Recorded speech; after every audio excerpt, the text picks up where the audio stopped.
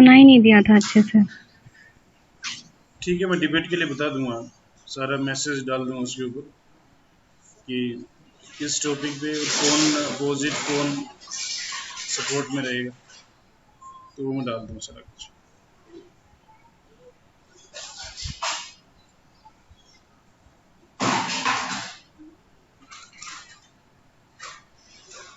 आज हम बात करेंगे impact of Aligarh movement.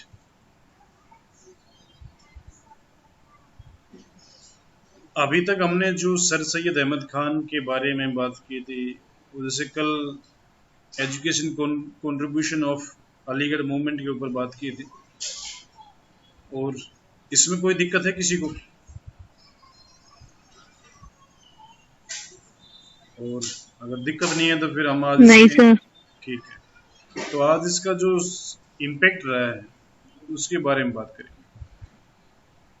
Impact में वही बातें आएंगी जिस जिस तरीके से अलीगढ़ मूवमेंट शुरू हुआ था,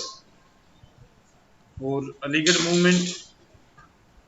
की जो अवधारणा हमें देखने को मिलती है, उस अवधारणा में सबसे बड़ी बात जो हमें देखने को मिली वो यही है कि एक तरह से एक ऐसा मूवमेंट हमारे सामने आता है। अगर हम 1850 से पहले के मुस्लिम समाज की बात करें और फिर हम 1875 तक अगर जाएं, यानी 25 सालों में क्या बदलाव देखने को मिला, तो ये सारी बातें हमें दिखाती हैं कि नहीं भाई नहीं, नहीं भाई जो मम्मी बस।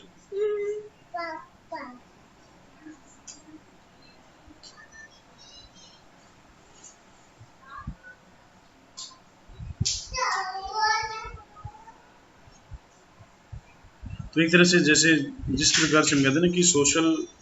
जो एस्पेक्ट था इसका, और फिर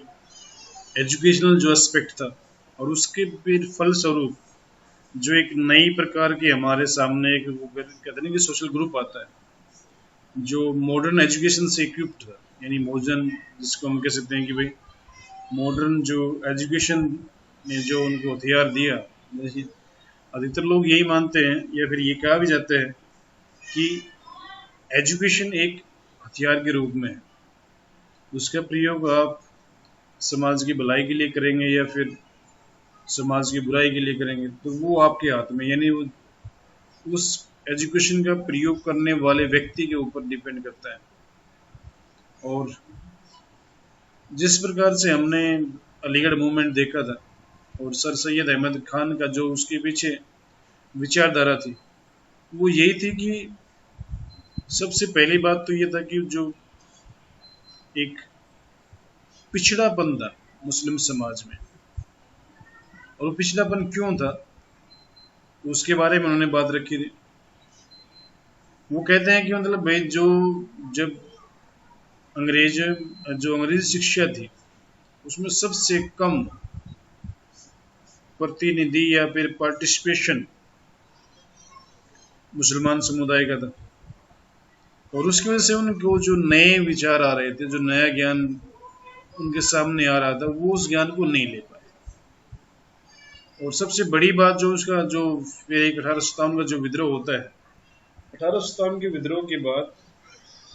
एक तरह से जो मुस्लिम समाज था उसको उसका विलेन के रूप में देखा गया। यानी हम ये कह सकते हैं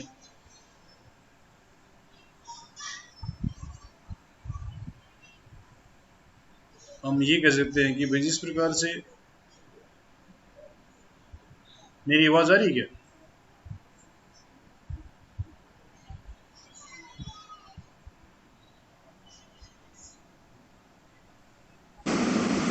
नहीं आ रही सर आपकी आवाज।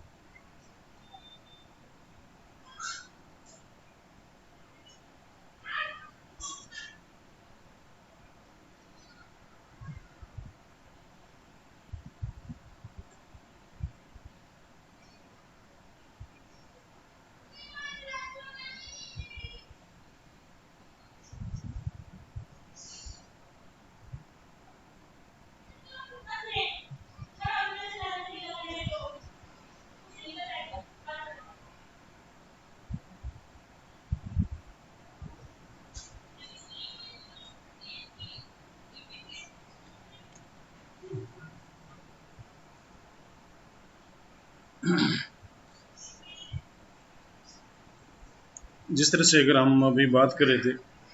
अब आवाज आई क्या?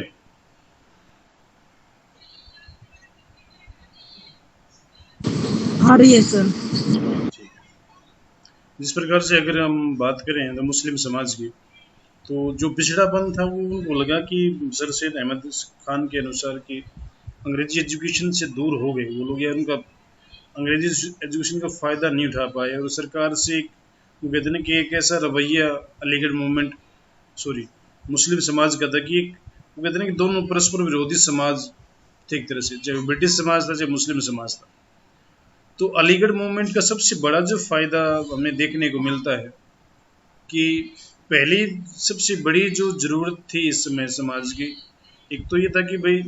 अंग्रेजी एजुकेशन से संबंधित शिक्षण शिक्षण संस्थाओं की स्थापना,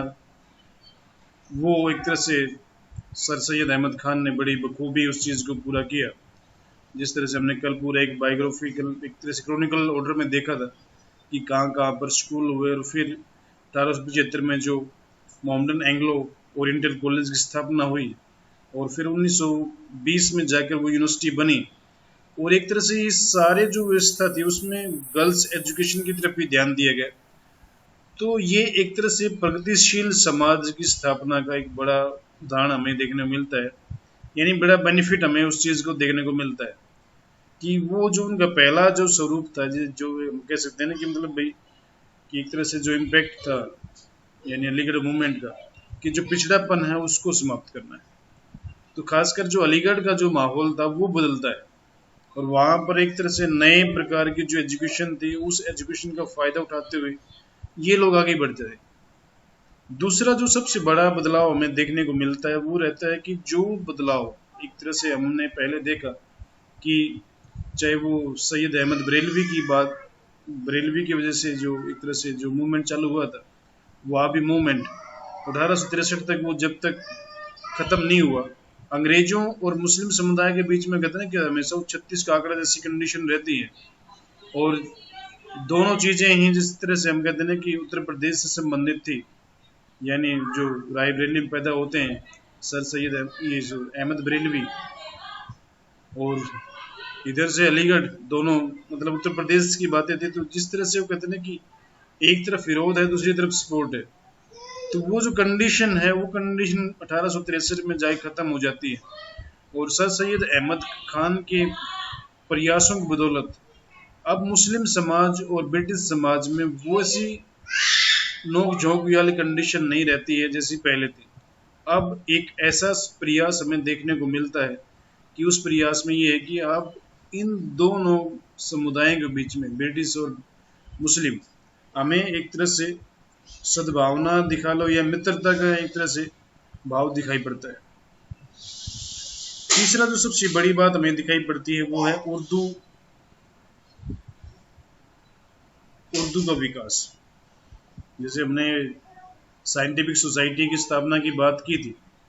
और साइंटिफिक सोसाइटी में से जो सबसे बड़ी बात हमें देखने को मिलती है वो यही था कि इस समय पर चाहे वो ब्रिटिश जो एम्पायर था या फिर ब्रिटिश जो एक तरह से हमें देखने को मिलता है उसके वो थे, यानी जिस तरह हम कहते हैं कि ब्रिटिश फिलोसफी या फिर वेस्टर्न जो फिलोसफी थी उसके ग्रंथ थे, या फिर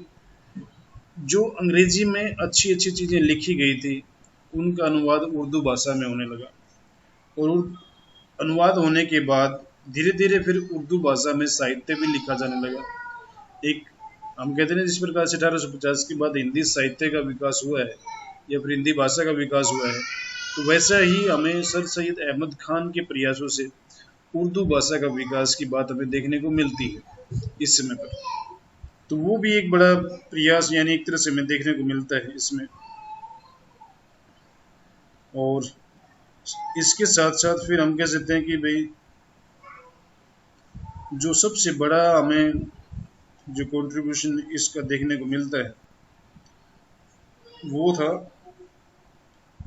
पॉलिटिकल अवेयरनेस, यानी राजनीतिक जागरूकता।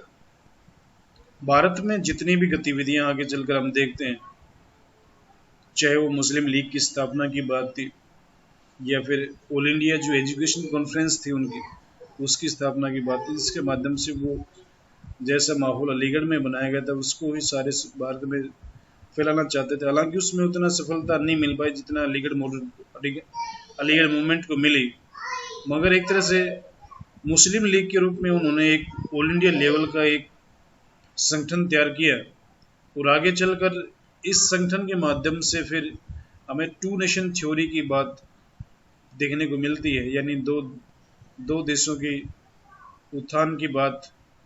या उत्थान के सिद्धांत की बात को अगर सहारा मिला तो वो मुस्लिम लीग ने एक बड़ा उसमें महत्वपूर्ण रोल अदा किया। हालांकि यहाँ पर एक बात मैं कहूँगा कि 1933 के आसपास कैम्ब्रिज में एक छात्र थे रहमत अली, चौधरी रहमत अली, उन्होंने पहली बार पाकिस्तान शब्द का इस्तेमाल किया था। और उस पाकिस्तान जब शब्द का इस्तेमाल किया, यानी वो पंजाब की बात करते हैं, कश्मीर की बात करते हैं, अफगानिस्तान की बात करते हैं, सिंध की बात करते हैं, बलूचिस्तान की बात करते हैं उस पाकिस्तान में, तो उस समय के जितने भी, चाहे वो मोहम्मद अली जिन्ना थे या फिर जो इकबाल थे, ये मुस्लिम लीग के जितने भी लीडर थे, उन्होंने इसको अव्यवहारिक बताया था। हालांकि 1937 के इलेक्शन के बाद ये जो कहते हैं ना कि मूल एक तरह से मोहम्मद अली जिन्ना के सामने जो अस्तित्व संकट हमें देखने को मिला,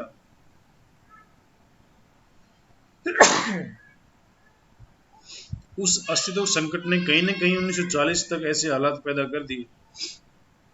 और फिर हमें एक तरह से पाकिस्तान की मांग की बात दिखाई पड़ती है। मगर ये है कि कहीं ना कहीं वो जो सारी चीज़ें थी वो अलीगढ़ मूवमेंट से या फिर उसके परिणाम स्वरूप वो हमें देखने को मिलती हैं। तो टू नेशन थ्योरी का जो डेवलपमेंट हुआ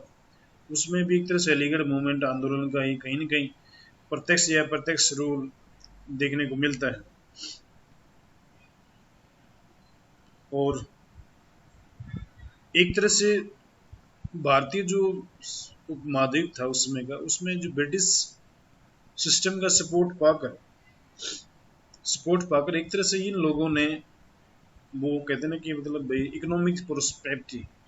यानी आर्थिक समृद्धता की और भी इन्होंने अपना ध्यान उठाया। क्योंकि इससे पहले ये था कि मुस्लिम जो समुदाय था 1857 से पहले या 1857 के बाद या फिर एक वहाबी मूवमेंट के समय तक हमें ऐसे रेफरेंसेस मिलते हैं कि इनको ब्रिटिश सरकार इतना सपोर्ट नहीं करते थे, खासकर जो भारतीय मामले थे, यानी भारतीय जहाँ पर ब्रिटिश शासन चलता था प्रत्यक्ष रूप में। मगर इस अलीगढ़ मूवमेंट के बाद इनकी बात को माना जाने लगा ब्रिटिश सरकार की तरफ। ब्रिटिश सरकार के अपने फायदे थे इसमें, वो डिवाइड एंड रूल की बात करती है तो उसको एक अच्छा समुदाय मिल गया जो उनके हिसाब से चलता है। तो वो चीज़ हमें देखनी है, यानी कि आर्थिक समृद्धता हमें यहाँ पर देखने को मिलती है। और अलीगढ़ मूवमेंट की वजह से हमें एक तरह से जिस तरह से आधुनिक शिक्षा, जिसका हम पहले ही बात कर रहे थे, आधुनिक शिक्षा के प्रसार की वजह से एक कहते हैं कि एक एजुकेटेड मुस्लिम कम्युनिटी की स्वरूप हमें देखने को मिलता है या फिर उत्थान देखने को मिलता है हमें यहाँ पर। और जिस तरह से हम कहते हैं कि भाई 1909 का जो एक्ट आया जिसमें मुसलमानों को एक तरह से सेपरेट इलेक्ट्रेट मिला, तो मुसलमानों के जो इंटरेस्ट थे, यानी उनके जो एक तरह से हम कह सकते हैं कि भाई जो इंटरेस्ट थे उनको सेफगार्ड करने के लिए इन लोगों के लिए एक लीडरशिप निकलती है। और ये जो अधिकतर जो लीडरशिप निकली वो लोग, यानी मतलब एक मेजोरिटी में अलीगढ़ मूवमेंट से कहीं ना कहीं वो जो लोग जुड़े हुए थे। और जब मुस्लिम लीग की स्थापना हुई तो एक तरह से अलीगढ़ मूवमेंट के जो लोग थे उन्हीं का ही एक तरह से ये काम था कि हमें अपने इंटरेस्ट को या फिर अपने जो सेफगार्ड है उनको बनाने के या सेफगार्ड को रखने के लिए एक तरह से, यानी अपने इंटरेस्ट को सेव करने के लिए वो लोग एक ऐसी संस्था बनाना चाहते हैं जहाँ पर उनकी बातें सुनी जाए। और उस मामले में वो लोग सफल भी हो पाए। और ये भी कहा जाता है कि भाई अलीगढ़ मूवमेंट की वजह से मुसलमान जो समुदाय था उसने अपना जो सम्मान खो दिया था, वो सम्मान ब्रिटिश सरकार की नज़रों के सामने उसने वो प्राप्त भी कर लिया। अब कुछ बातें ऐसी भी हैं कि जब इस मूवमेंट का हम एक तरह से कहते हैं ना कि एक जब इम्पैक्ट की बात करें, यानी भारत की, जैसे हमने एक बात पहले भी की थी जिसमें ये बात कही गई थी कि भाई ब्रिटिश जो अलीगढ़ मूवमेंट जो चला उसकी वजह से जो भारतीय जागरण था उसका रास्ता अवरुद्ध हो गया, यानी राष्ट्रीयता का प्रसार होने में सबसे बड़ी दिक्कत का सामना करना पड़ा।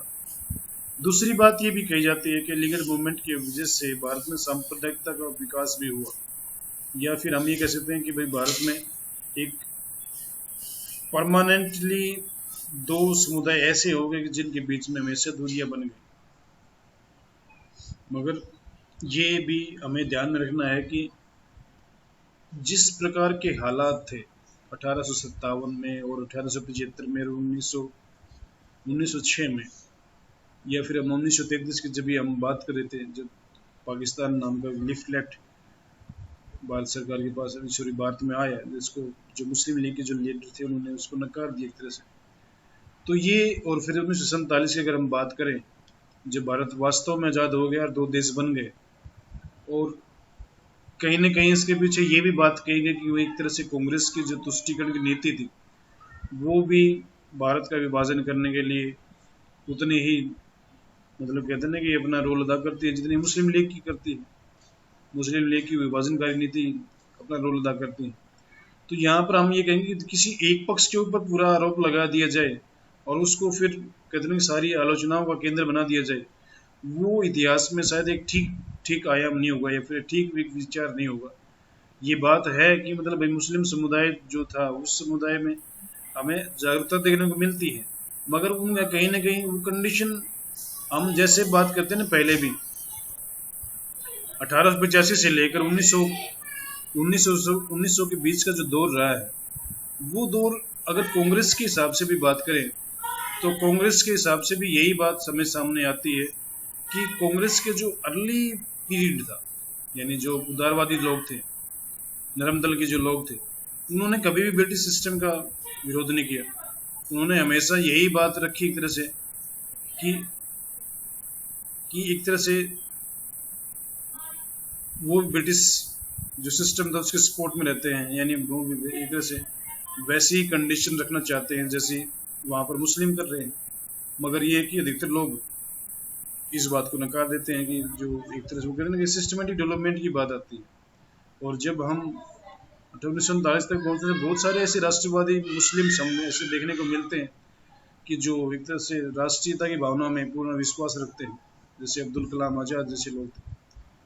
अब्दुल कलाम आज़ाद जैसे लोग थे, और बहुत सारे ऐसे लोग हमें देखने को मिलते हैं। और बहुत सारे ऐसे लोग भी थे जो मुस्लिम जो भारतीय राष्ट्रीय कांग्रेस के अध्यक्ष भी थे। तो यहाँ पर हम ये कहें कि मतलब भाई यहाँ ये बड़ा आसान तरीका होता है कि एक समुदाय के ऊपर सारी बातें थोप दी जाएं, तो हमें एक तरह से बायस्ड होकर नहीं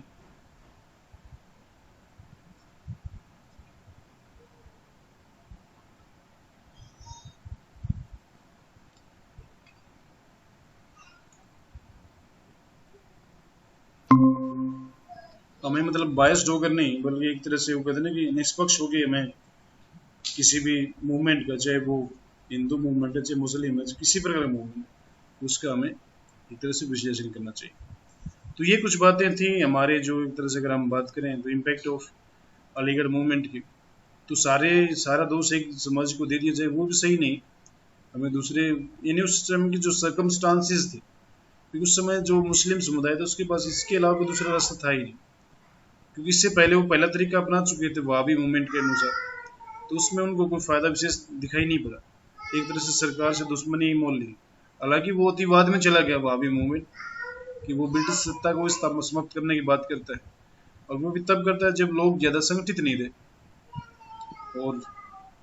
हालांकि कांग्रेस ने भी ब्रिटिश सत्ता को समाप्त करने की बात की, मगर वो 1942 में जाएगी इस बात को कहते हैं। उससे पहले वो औपनिवेशिक स्वशासन की ही बात करते हैं, जहाँ पर ब्रिटिश सत्ता रहेगी, मगर कुछ मामलों में यानी जो मेन डिपार्टमेंट वहाँ ब्रिटिश सत्ता रहेगी, बाकी में भारतीय देखेंगे शासन को। तो वो भी एक आज़ादी नहीं थी, एक अलग प्रकार का स्वराज था, मगर ब्रिटिश साम्राज्यवाद तो रहेगा इस स्वराज में। तो हमें तत्कालीन जो परिस्थितियां हैं उनको ध्यान में रखते हुए इस आंदोलन को समझने की जरूरत है। इसमें कोई ऐसी बात हो जो आपको समझ में नहीं आई हो तो फिर हम उसके ऊपर डिस्कस कर सकते हैं। बताओ भाई, मोनिका, कविता, ज्योति।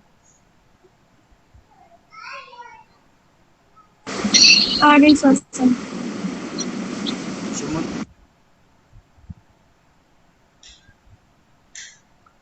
आ गई सर। अच्छा, चलो ठीक है बेटा, फिर मिलते हैं नेक्स्ट टाइम।